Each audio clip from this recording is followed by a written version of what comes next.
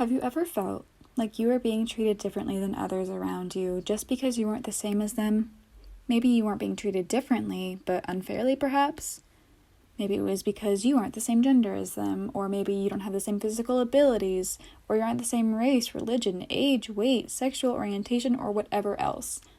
Being treated unfairly is never fun, but when it's because of something that's just part of who you are, it's more than unfair, it's discrimination. But what is discrimination?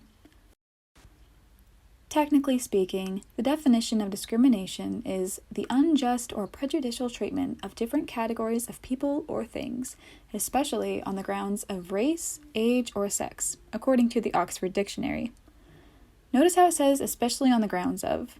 Discrimination isn't limited to race, age, or gender. It's a subjective definition.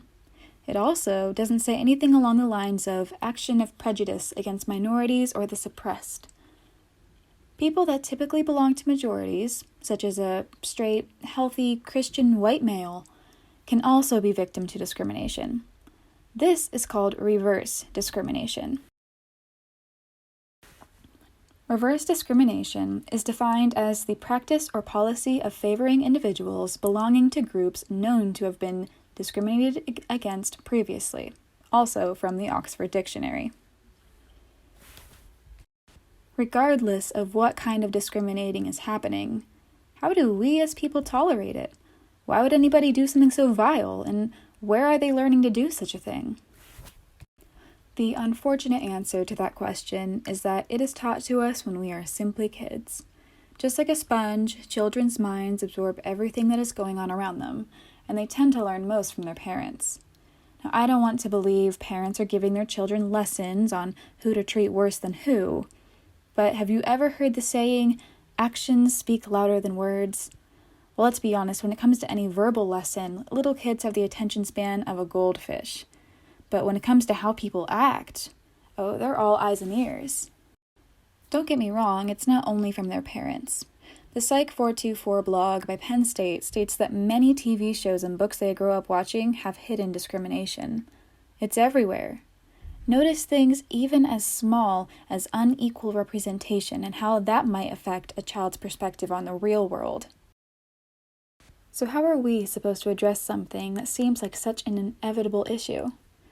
Truthfully, the most we can do is either 1, act with kindness, or 2, correct it when you see it, whether it be from you, the child, or someone else. However, there are a few different acts that were written to prevent discrimination in the legal system, including the Fair Housing Act, which protects people from discrimination when they are renting or buying a home, getting a mortgage, seeking housing assistance, or engaging in other housing-related activities. The Civil Rights Act of 1964, which ended segregation in public places and banned employment discrimination on the basis of race, color, religion, sex, or national origin. The Age Discrimination in Employment Act of 1967, which protects certain applicants and employees of 40 years of age and older from discrimination on the basis of age in hiring, promotion, discharge, compensation, or in terms, conditions, or privileges of employment. The Americans with Disabilities Act, which is a civil rights law that prohibits discrimination against individuals with disabilities in all areas of public life, including jobs, schools, transportations, and all public and private places that are open to the general public. Sometimes, we as people fail to realize the harm that is actually done unto others through discrimination. There's actually a recent study conducted by professors at UCLA, that illustrated the real outcomes of long-term discrimination in a person's life. They studied a group of their students and paid attention specifically to the rate at which they received discrimination and the rate at which they were stressed. To absolutely no one's surprise, the two were linked. The more discrimination, the more stress. One researcher even stated, it can have effects ranging from low self-esteem to a higher risk for developing stress-related disorders, such as anxiety or depression.